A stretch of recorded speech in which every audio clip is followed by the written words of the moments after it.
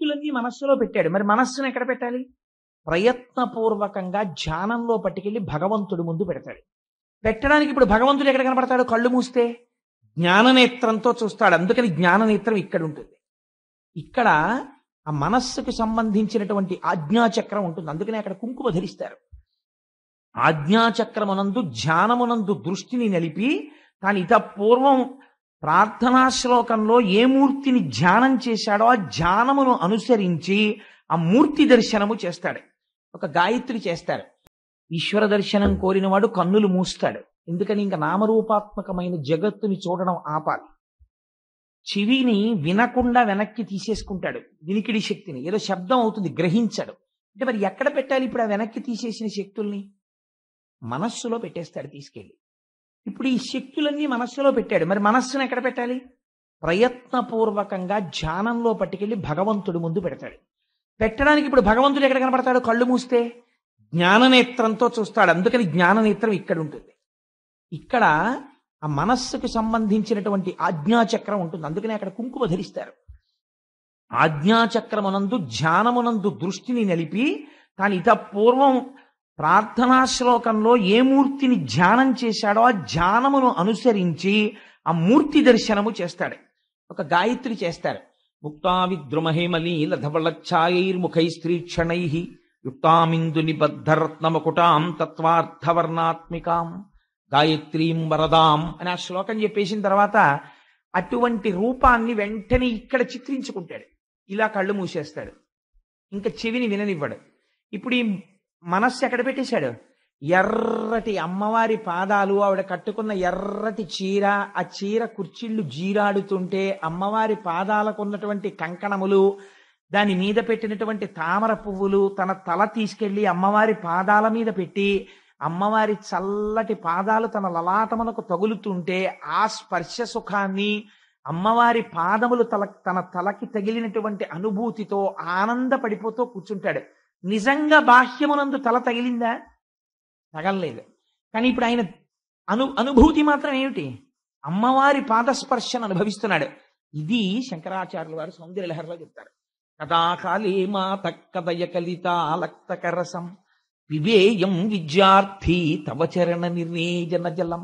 విద్యార్థి అన్న మాట వేశారు శంకరాచార్యుల వారు. అమ్మ నేను ఇప్పుడు తాగుతానమ్మా, నీ కాళ్ళు కడిగిన నీళ్లు అన్నారు. అమ్మ కాళ్ళు కడిగిన నీళ్లు మీకు ఎలా దొరుకుతాయి? అమ్మవారి కాళ్ళు దొరికితే.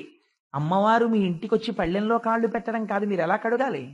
మీరు ఇక్కడ ధ్యానమునందు కూర్చుంటే అమ్మవారి పాదములు ఎలా ఉంటాయో చిటికిన వేలు దగ్గర నుంచి మీకు వచ్చేయాలి. అలా ఎలా ధ్యానం చెయ్యాలో, ధ్యానయోగం ఎలా ఉంటుందో కపిలుడు నేర్పుతాడు సాంఖ్యంలో. ఇంకొక 3-4 రోజుల్లో వచ్చేస్తుంది. అక్కడ విందురు గాని ఆపాదమస్తకం పాదాల దగ్గర నుంచి పైకి ఎలా వెళ్ళిపోవాలో, మళ్ళీ పైనుంచి కిందకి ఎలా వచ్చేయాలో, నీరాజనం తిరుగుతుంటే ఎలా చూడాలో, మనస్సుని ఎలా లగ్నం చెయ్యాలో ఇవి చెప్తాడు తల్లికి, దేవహూతికి. అప్పుడు మీరు ఎలాగో విందురు గాని. కాబట్టి ఇప్పుడు ఏమైంది? ఇంద్రియములు ఆయన చేత ప్రకాశిస్తున్నాయి, కానీ ఇంద్రియములకు ఆయన దొరకడు.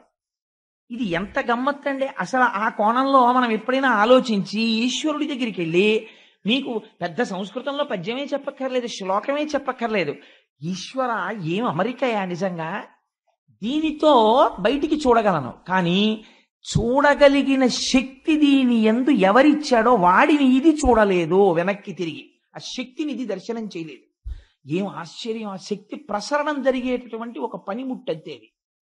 నానాఛిద్రఘటోదర స్థిత మహాదీప ప్రభాభాస్వరం జ్ఞానం యస్యతు చక్షురాదికరణ ద్వారా బహిస్పందతే జానామీతి తమేవ భాంతమనుభాచ్యేతత్ సమస్తం జగత్. ఎక్కడ వెతుకుతారండి ఈశ్వరుణ్ణి? ఇక్కడ దర్శనం అవుతున్నాడు. అంతర్ముఖ సమారాధ్య బహిర్ముఖ సుదుర్లభ. దక్షిణామూర్తి స్తోత్రంలో శంకర భగవత్పాదులు అంటారు, 9 కన్నములు ఉన్నటువంటి ఒక కుండ దగ్గరికి తీసుకొచ్చి ఒక దీపం వెలిగించి ఆ కుండని బోర్లించి లైట్లు అర్పేశారనుకోండి. నేను ఒకసారి ఎక్కడ ఉపన్యాసం చెప్పాను మధ్య పశ్చిమ గోదావరి జిల్లాలో. ఎన్ఎఫ్సిఎల్ లో ఉన్న ఒక డిప్యూటీ మేనేజర్ పర్సనల్ గారే అనుకుంటాను, ఇఫ్ ఐఎమ్ కరెక్ట్. వాళ్ళ ఊరు రమ్మంటే మా మూర్తి గారు తీసుకెళ్తే వెళ్ళాను. వాళ్ళు నాకు వారే అనుకుంటాను, బహుశా గుర్తుంటే, ఒక వెంకటేశ్వరుని బహూకరించారు. నేను దాన్ని తీసుకొచ్చి యథాలాపంగా ఒక కప్బోర్డు మీద పెట్టాను. పెట్టి ఆ రోజు రాత్రి ఏదో అవసరం కోసం అని చెప్పి బెడ్రూమ్ లోంచి బయటికి వచ్చి ఏమిటి ఇంత వెలుతురుగా ఉంది ఏమిటి గది అని పైకి ఇలా చూశాను ఎక్కడి నుంచి వస్తుందో. అంత నిద్రమత్తులో బయటికి వస్తున్న వాడిని ఉలిక్కి పడ్డాను. ఎందుచేత ఇలా పెట్టినటువంటి కటిహస్తం వరదహస్తంలో ఉన్నటువంటి రేఖల దగ్గర నుంచి పాదములకు చిటికిని వేలుకున్నటువంటి గోరు వరకు గాఢాంధకారంలో మెరిసిపోతోంది ఆ మూర్తి. అది రాత్రి వేళ అలా వెలుగుతుంది, దానికి ఆ లక్షణం ఉంది. అది ఇప్పటికీ ఉంది మా ఇంట్లో కబోర్డ్లో. రాత్రి ఇప్పుడంటే అలవాటు పడిపోయాను కాబట్టి అలా ఉలిక్కి పడినాం. ఆ హాల్లోకి వస్తే ఎంత చీకటి ఎక్కువైపోతే ఆయన అంత ప్రకాశించేస్తుంటాడు. ఇప్పుడు ఆయనకి తోడు ఇంకో ఆయన కూడా వచ్చాడు, వినాయకుడిని ఇచ్చారు ఎవరో, ఆయన అలాగే ప్రకాశిస్తుంటాడు. ఇప్పుడు ఆ హాల్ ఏమైపోతుందంటే రాను రాను రాత్రి లైట్లన్నీ ఆర్పేస్తే వీళ్ళిద్దరి కాంతితో వెలిగిపోతుంది. కాబట్టి నేను ఈ మాట ఎందుకు చెప్పాను అంటే, నానాఛిద్రఘటోధర స్థిత మహాదీప ప్రభాభాస్వరం. మీరు చూదురుగానిలేండి అమ్మ, కంగారు పడకండి. ఒక 9 కన్నాలు ఉన్నటువంటి కుండలో దీపం పెట్టి ఆ కుండ బోర్లించారనుకోండి, ఈ దీపము యొక్క కాంతి చీకట్లో 9 కన్నాల్లోంచి బయటికి కొడుతుంది. ఫోకస్ కింద కొట్టినట్టే ఇక్కడుంది దీపం. ఆ దీపపు కాంతి వాడు ఈశ్వరుడు. ఇక్కడ ఉన్నాడు నీవారస్సు కవత్తన్ వీపీతాభాస్వత్యనూపమా. దాని కాంతి ఊర్ధ్వమూలమధశాయి, పైకి కిందకి ఆ ఫోకస్ కొడుతోంది. అది కొడుతోంది కంట్లోకి, కన్ను చూస్తోంది. అది కొడుతోంది చెవులోకి, వింటోంది. అది స్పర్శేంద్రియంలోకి వస్తోంది, అరికాల దగ్గర నుంచి మెదడు వరకు అన్ని ముట్టుకుంటే చెప్తున్నాయి ముట్టుకున్నాడు ముట్టుకున్నాడు ముట్టుకున్నాడని. ఆయన యొక్క భాష అక్కడి నుంచి వస్తోంది జ్ఞానం. ఆ దీపం ఆరిపోయింది అనుకోండి, కుండ చీకటి అయిపోతుంది. కుండ వెలుగుతుందా? వెలగదు. కుండ కన్నాలు వెలుగుతాయా? వెలగవు. కుండలోనున్న ప్రమిద వెలుగుతుందా? వెలగదు. దీపపు కాంతి శిఖ ఉన్నదే, ఆ శిఖి ఆ జ్యోతిలోంచి వస్తోంది ఈ కాంతి అంతా. అందుకే దీపం ఉండగా ఇల్లు చక్క పెట్టుకో అంటారు మన వాళ్ళు. లోపల ఈ జ్యోతి ఉండగా నువ్వు మంచి పని చేయడం నేర్చుకో.